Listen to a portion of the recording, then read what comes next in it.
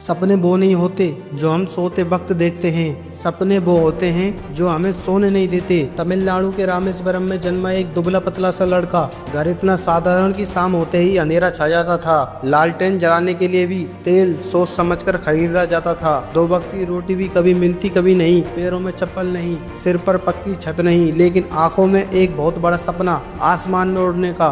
दोस्तों, मैं बात कर रहा हूँ APJ अब्दुल कलाम की। 15 अक्टूबर 1931 को तमिलनाडु के रामेश्वरम में उनका जन्म हुआ। उनके पिता एक छोटी नाव चलाते थे। घर में 4 भाई बहन, माता पिता और एक छोटा सा कमरा। रात को चांदनी ही रोशनी देती थी और अगर कभी लालटेन जलती थी तो सिर्फ बच्चों की पढ़ाई के लिए। कलाम साहब को पढ़ने का एक ऐसा जुनून था कि बस पूछिए मत। 8 साल की उम्र में उन्हें पता चला कि उनके गाँव से दूर एक शिक्षक सुबह 4 से 5 बजे तक फ्री में गणित पढ़ाते हैं, लेकिन शर्त यह है कि बच्चा नहाकर आए। सोचिए, ठंड हो या बारिश या तेज हवा, वो रोज सुबह उठते, ठंडे पानी से नहाते और मीलों पैदल चलकर पढ़ने जाते। यही था उनका जज्बा। धीरे धीरे उन्हें समझ आ गया कि घर की जिम्मेदारी भी उठानी है। सिर्फ 10 साल की उम्र में उन्होंने अखबार बांटना शुरू कर दिया। सुबह रेलवे स्टेशन से अखबार लाते, पूरे गाँव में बांटते और रास्ते में खुद भी पढ़ते। दोपहर को लाइब्रेरी में बैठकर किताबें पढ़ते। उनके लिए ज्ञान ही असली दौलत थी। समंदर किनारे बैठकर वो घंटों आसमान में उड़ते पक्षियों को देखते रहते थे। वहीं उनके मन में पायलट बनने का सपना जन्मा। वो कहते थे, सपने वो नहीं होते जो हमें सोते वक्त देखते हैं, सपने वो होते हैं जो हमें सोने नहीं देते। पढ़ाई में मेहनत रंग लाई। उनकी बड़ी बहन ने अपने गहने गिरवी रखकर उन्हें कॉलेज भेजा। उन्होंने सेंट जोसेफ कॉलेज से फिजिक्स की डिग्री ली और फिर मद्रास इंस्टीट्यूट ऑफ टेक्नोलॉजी में एरोस्पेस इंजीनियरिंग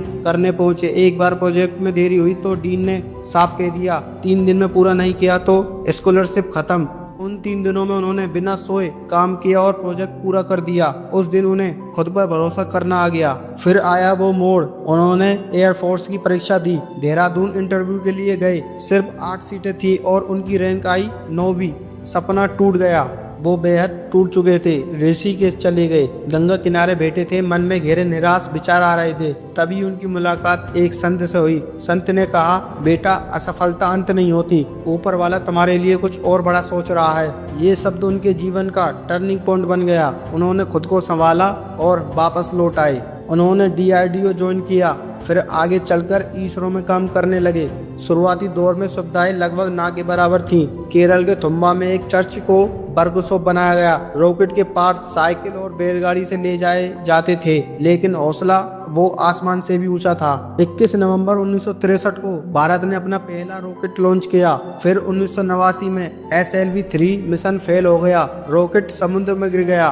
देश भर में आलोचनाएं हुई, लेकिन उन्होंने हार नहीं मानी। सिर्फ 1 साल बाद 18 जुलाई 1980 को वही मिशन सफल हुआ और रोहिणी उपग्रह अंतरिक्ष में पहुंच गया। इसके बाद उन्होंने अग्नि और पृथ्वी जैसी मिसाइलों पर काम किया। इसी वजह से उन्हें मिसाइल मैन कहा जाने लगा। 1998 में पोखरण 2 परमाणु परीक्षण में उनकी अहम भूमिका रही, जिससे भारत एक मजबूत परमाणु शक्ति के रूप में उभरा। 25 जुलाई 2002 को वो भारत के 11वें राष्ट्रपति बने। राष्ट्रपति भवन में रहने वाला वो इंसान दिल से हमेशा एक शिक्षक ही रहा। वो बच्चों से मिलते, युवाओं से बात करते और उन्हें बड़े सपने देखने की प्रेरणा देते। उन्होंने अपनी सैलरी का बड़ा हिस्सा समाज सेवा में लगा दिया। 27 जुलाई 2015 को जब वो शिलंग में छात्राओं को संबोधित कर रहे थे, उसी दौरान उनका निधन हो गया। सोचिए, आखिरी सांस तक वो युवाओं को प्रेरित करते रहे। दोस्तों, ऐसे लोग शरीर से जाते हैं लेकिन विचारों में हमेशा जिंदा रहते हैं। वो कहा करते थे, इंतजार करने वालों को सिर्फ उतना ही मिलता है जितना कोशिश करने वाले छोड़ देते हैं। तो सपने देखो,